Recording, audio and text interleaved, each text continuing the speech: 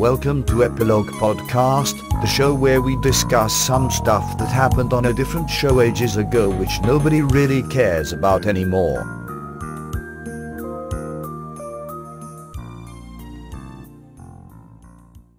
Hi, I'm Portponky. And I'm LeBloc. Today we are discussing Deep Space Nine, Season 2, Episode 25, Tribunal. Whilst on a sexy vacation with his wife, O'Brien is forcibly taken to Cardassia to stand trial for an unspecified crime. Odo and the Deep Space Nine crew rush to exonerate him before time runs out. So, what did you think of this one? I was looking forward to it because it's Chief O'Brien episode, one where he has a bad day. And I enjoyed it, but I think it wasn't as enjoyable on rewatching for the nth time. Oh, why is that? The actual Cardassia stuff was fun. Well, it's not fun is the right word. Intense or whatever.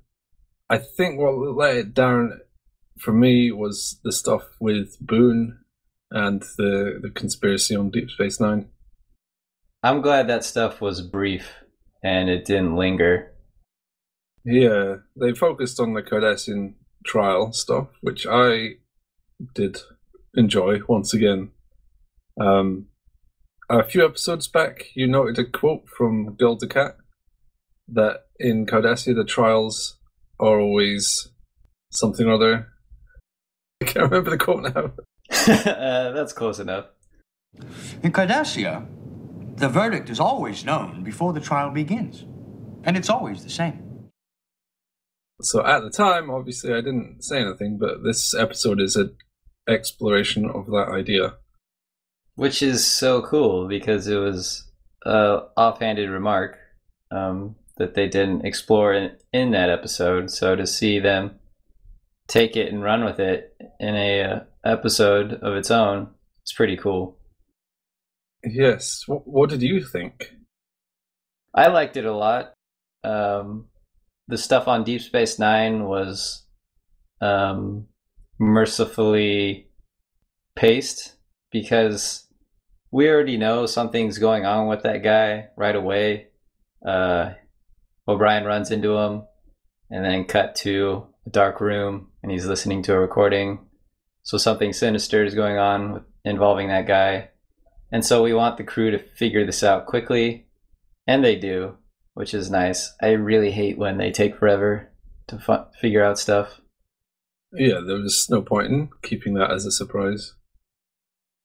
This was also the first time we see Cardassia. A rather opulent place. It seemed nice and warm, and very 1984-ish with the big view screens. A little bit obvious in that regard, I guess. Not a whole lot of people watching the screens, though. I think there was that one shot, and 2 people were there. Yeah, saying, oh, where is everyone else? Let's watch this screen. Even though we know the plot.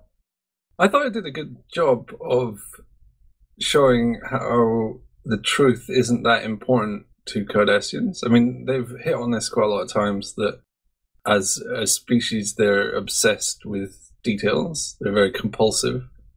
And here it becomes obvious they don't really care about the truth as much as having loose ends tied up in a complete narrative. Yeah, it's all about shaping a narrative. There's even a line during the trial, this does not make good viewing, or something like that. And it shows how that's what's important, not actual justice or truth. I think when she said that, was she not spinning around on her chair? I thought that was really funny. She was just like spinning round and round like, la la la la la, come on, get on with it. If you did that on Earth, you would be disbarred, I think. But it's good television. Yeah, it really is like reality television for them, I guess. She's not here to make friends. She's here to tie up loose ends. Oh, okay, I'm sorry. I was trying to think of something to rhyme with ends, and I came up with depends. And I guess I was going to say, and that all depends, but that doesn't really mesh. It's Odo on which O'Brien depends. Ah, yeah, there we go. Because he is the one who defends him in an what's the word I'm looking for? Advisory. An advisory position, there we go. Enough of that. Odo has stealth court credentials. Odo was really bringing it to the place where it is brought in this episode. As soon as he started talking to the Archon on Deep Space Nine, and he said he would stand as Nestor and all this stuff, it became obvious he knew a lot more than the others. And then as soon as he got into the trial, he just kept pointing out how woefully inadequate all of it was. It was good fun to see him bring his form of totalitarian justice to another form of totalitarian justice. I'm sure there's a rule of obedience about that. I'm sad now because Mirror Odo is never going to give us more rules of obedience. We can make our own. Rules are rules, unless they shouldn't be. No, this is why we should not write our own. Yeah.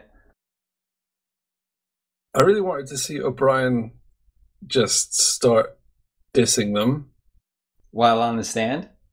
Yeah, just start saying, wow, how many Cardassians did you kill in the war? And he's like, I don't know, there's so many. You just tap them and they basically die. It's hard to keep a kill count when you're fighting such a weak military. Something along those lines. Just go full Xbox Live on them. If you're going to be executed, why not just go out guns blazing? I can't remember how many Cardassians I killed in the war because I was sleeping with your mother. That level of absolutely puerile just ripping into them. But he's too much of a nice guy, I think. No, O'Brien would never do that. Something O'Brien said about how his wife is the most supportive person he's ever met that I shouldn't have thought. But when he said that, I just thought, no, is she? She spent the last 2 seasons moaning at him about how Deep Space Nine is terrible and he's ruining her life and stuff.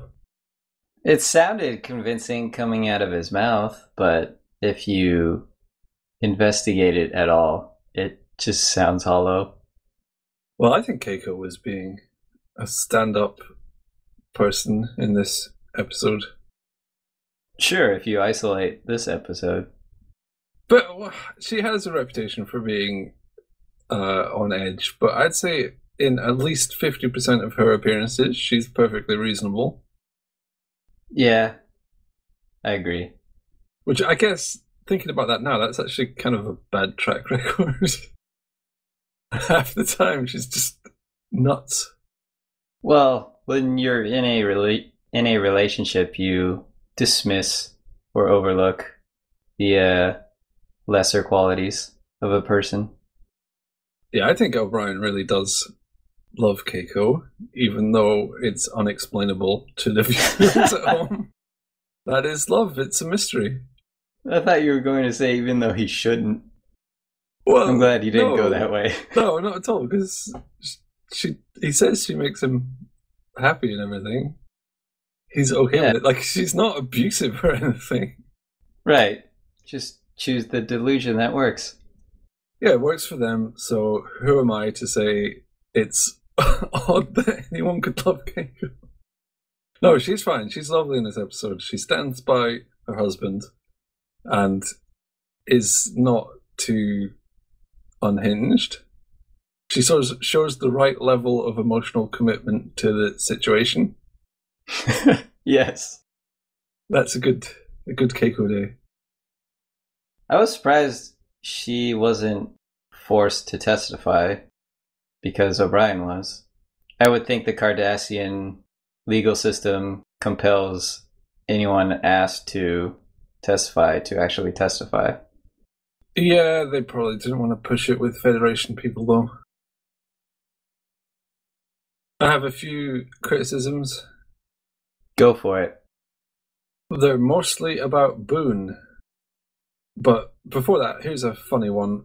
At the start, when O'Brien is walking through the promenade, just before he bumps into Boone, in the background, I imagine probably didn't notice, but there's what looks like an anti-gravity lifting trolley sort of thing. I did notice that thing with the blue light. You did notice it? Underneath? Yeah, anti-grav tech. What's that about? That doesn't work on Deep Space Nine. They fixed that problem. Yeah, I know, but yeah, now it's fixed so that even random dudes can push stuff around, which is great that they fixed it. It's just that Melora episode was contrived. So contrived that it's contradicted by background details in other episodes. Okay, aside from that, why wasn't Boone actually a member of the Maquis? I don't know. He's a spy for Cardassia. Everyone thinks he's human. He lives in a demilitarized zone. He hates Cardassians. He has ties to all sorts of places. Why was he not actually in the Maquis? Why did he actually not just trade weapons for the Maquis? It seems like a very half-baked plot. They have a spy, why not actually trade the weapons to the Maquis so that there's a tangible link rather than fake trade them using a spy that isn't connected? To avoid actually giving them weapons. But they didn't give them weapons because they took the weapons off the runabout. Yeah, that's what they want to do. They can control the situation more with him outside of the Maquis. No, it doesn't. No.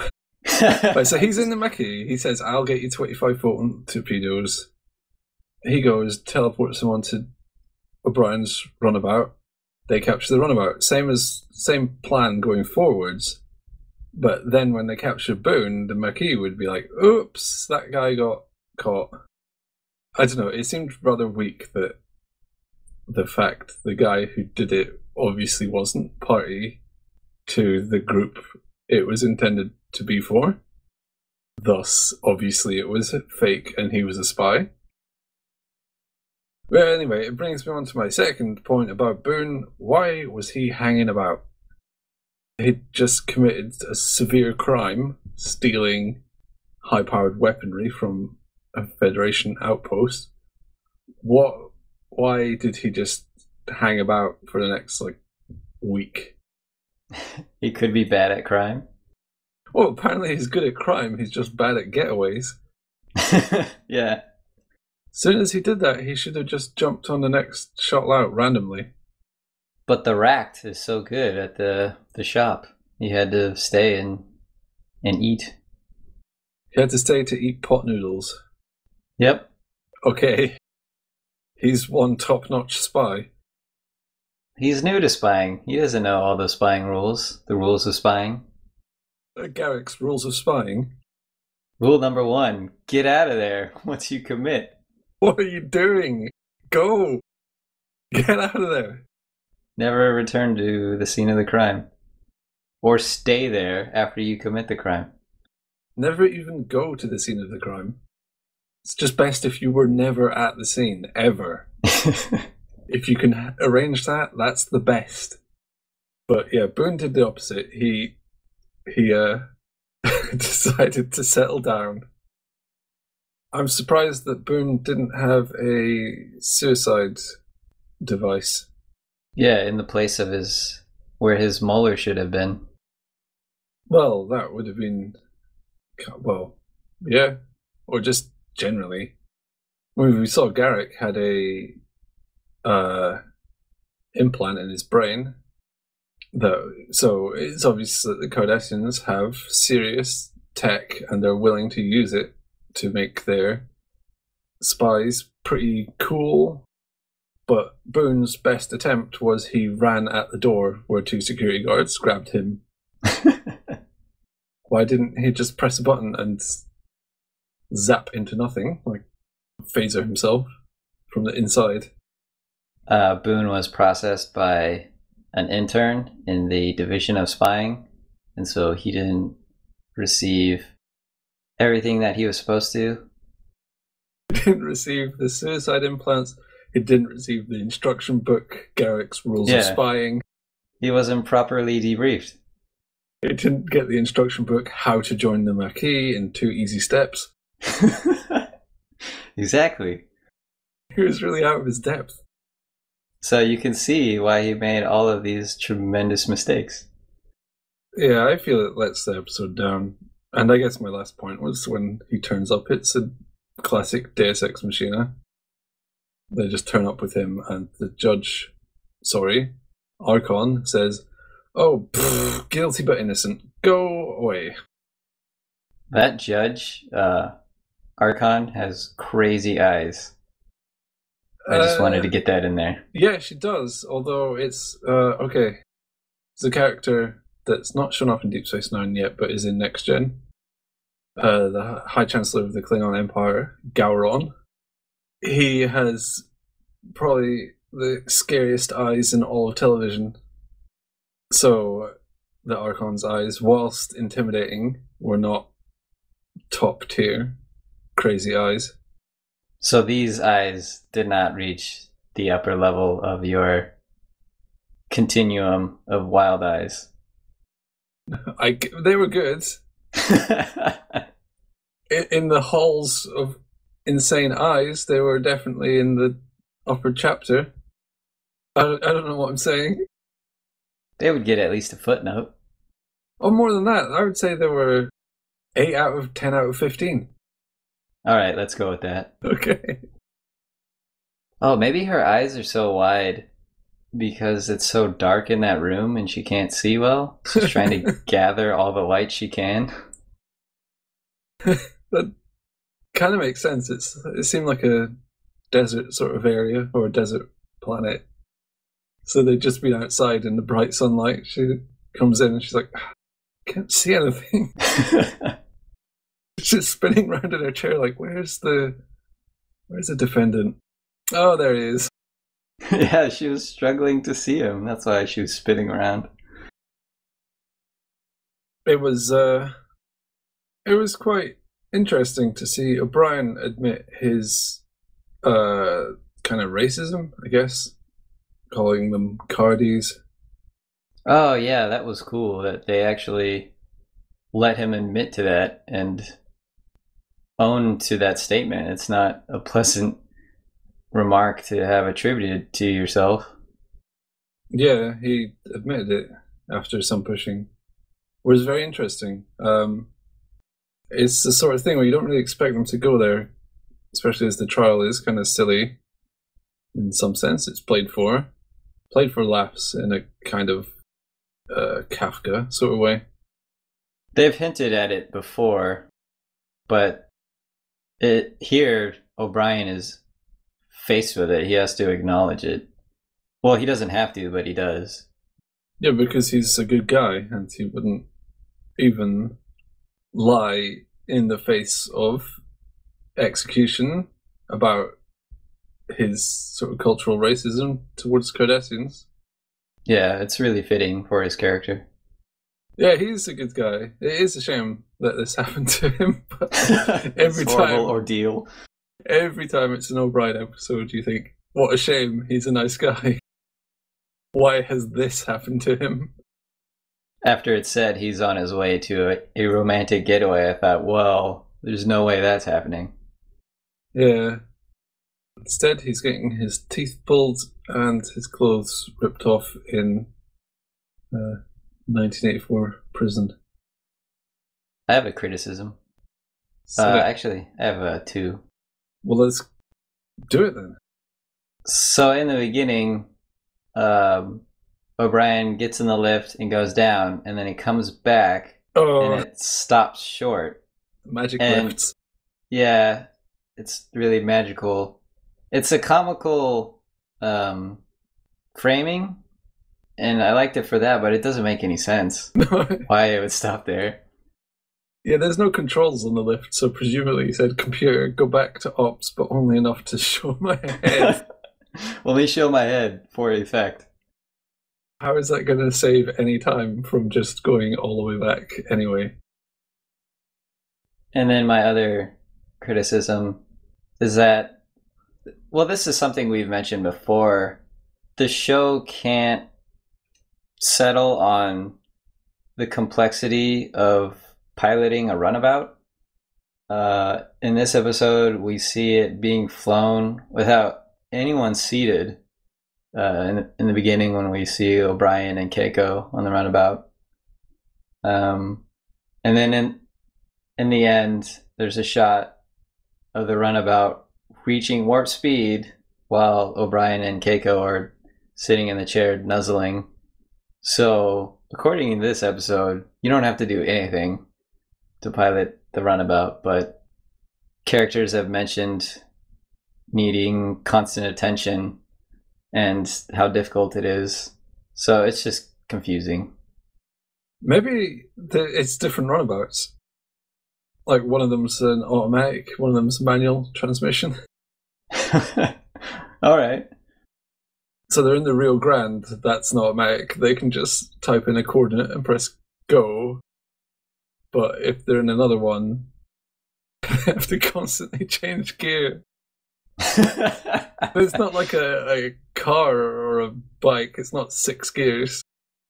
It's like 4,000 gears up to light speed.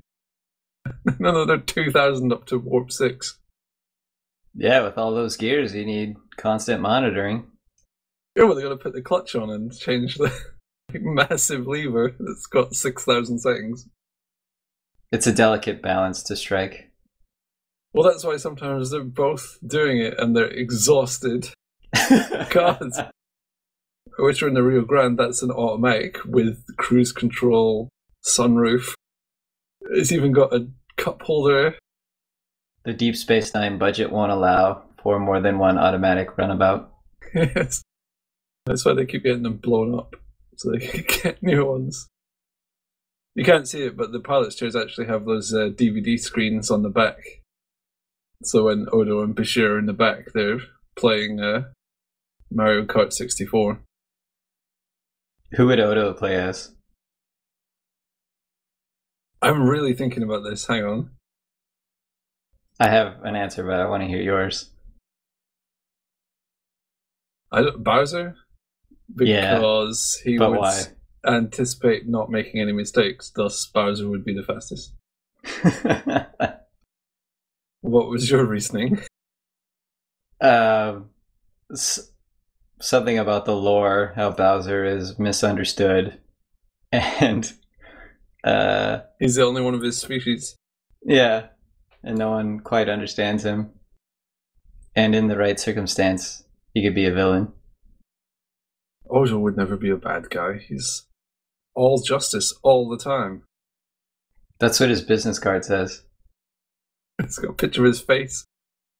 Or, like from an Animorph book, it's got his face turning into a smaller business card. With his face on it. So, do you have a quote of the show? I try to live every day as the best human being I know how to be. You can't really ask for someone to do more. Yeah, I think that sums up why O'Brien is a great guy. You know, he even says he's not an angel, but he's doing his best. I think that is a very likable trait about him. And I think that's why he's a great everyman. He is just... He reminds you of the kind of people you know, like some of your friends where you're like, they're a good guy. And you maybe don't see it at first, but when you know them, you think, no, they would do the right thing. I mean, well, I hope you have friends where you could say that. Yeah. And they would do the right thing despite the rough edges. Something I thought was pretty funny was in the beginning when O'Brien is trying to go over all the different procedures on the station, and then Kira says, we can run this place for a week. And I thought, well, I don't know. O'Brien is pretty pretty critical, and you guys would just fall apart. Yeah, we've mentioned that that station would be, society is 3 meals away from chaos. And Deep Space Nine is about 72 hours of O'Brien free time away from complete destruction. Yeah, we've joked about it before, but it's kind of funny that the show is aware of that as well. Yeah, he personally is aware of it. He's like desperately trying to tell them all the things they need to do. It's like, no, seriously, if you don't do this, you're all dead. Like, hey, don't worry, O'Brien. Go on holiday. Good one, O'Brien. And of course, he's not been on holiday ever, so he has no idea how to do it or what is appropriate. Right. Okay, I'm ranting a bit, but then later on he says he's been in service for Starfleet his entire adult life. It doesn't mean he's been working for them. He means like every hour. Every waking moment and sleeping. Yeah, since he turned 18. He's been working 24/7 in service to Starfleet. Even when in the bathroom. Yeah, he has to fix things on the John. I think we're good now. I think we can leave O'Brien's bad court time and go on to the final episode of Season 2. Hooray!